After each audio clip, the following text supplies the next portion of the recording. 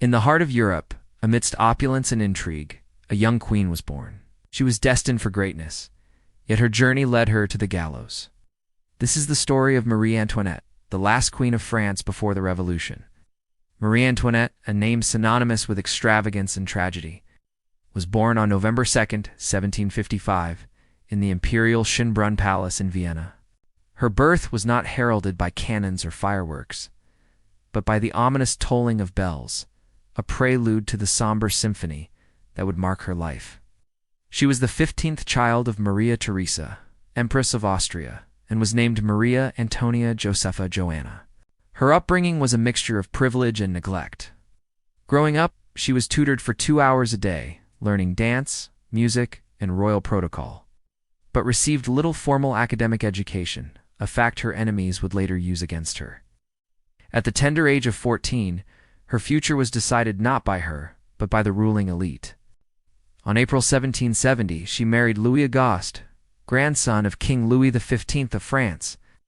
The union was a strategic move to strengthen the alliance between the Habsburgs and the French monarchy. A month later, she left her Austrian homeland for the Palace of Versailles, leaving behind the only life she had ever known. It was a theatrical departure. As all things Austrian were stripped from her, tears filled her eyes. In their place, she donned the garb of a new identity, Marie Antoinette, Dauphine of France. Versailles, the golden cage, was both the stage and prison of her life. Here she blossomed into youth, yet never really learned the art of statecraft. Her young husband, who would later become Louis XVI, lacked the charisma and leadership skills to navigate the complexities of the French monarchy.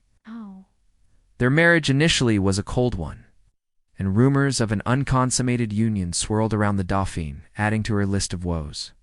Eventually, the icy facade thawed, and after years of coldness, 4 children blessed their union, 2 of whom survived.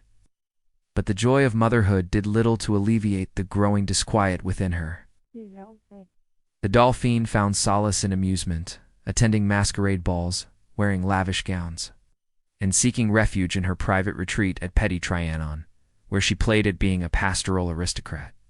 Here, far from prying eyes, she could don peasant garb, play at rustic games, and live a fantasy that belied her actual life.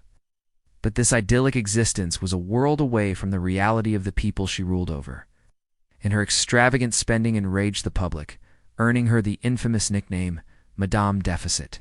Behind the gilded walls of Versailles, France was boiling. The country was on the brink of collapse. Endless wars, especially the funding of the American Revolution, drained the treasury. The poor were crushed by taxes, while the nobility and clergy were exempt. Cities reeled with poverty, and the countryside suffered from famine. In those grim years, the people looked for guidance. In the soaring spires of grand cathedrals, where priests preached sermons on patience and submission, and in their own homes where bread was rare and hope even rarer. But the seeds of discontent sown by hunger and inequality found fertile ground in the ideas of Enlightenment thinkers like Voltaire, with his advocacy for reason, Rousseau crying out for liberty and equality, and Montesquieu calling for the separation of powers. These were not just writers, they were sparks that ignited the coming revolution. And when the revolution exploded in 1789, it engulfed everything in its path. The people stormed the Bastille, a fortress prison in Paris, on July 14, 1789, and from that moment, Marie Antoinette's fate was sealed. The people came to see her as a symbol of the decadent and corrupt French monarchy.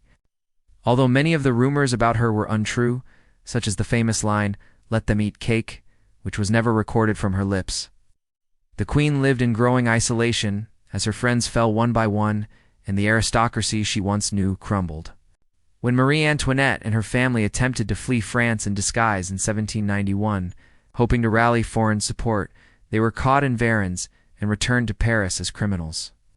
This humiliation earned her even more scorn and suspicion. In 1792, the monarchy was abolished, and her husband Louis XVI was sent to the guillotine. On January 21, 1793, Marie Antoinette faced her own trial. Amidst jeers and angry shouts, she was found guilty of treason and sentenced to death. On October 16, 1793, she walked to the guillotine, her head held high. Her white satin slippers, a stark contrast to the blood that soon stained the cobblestones.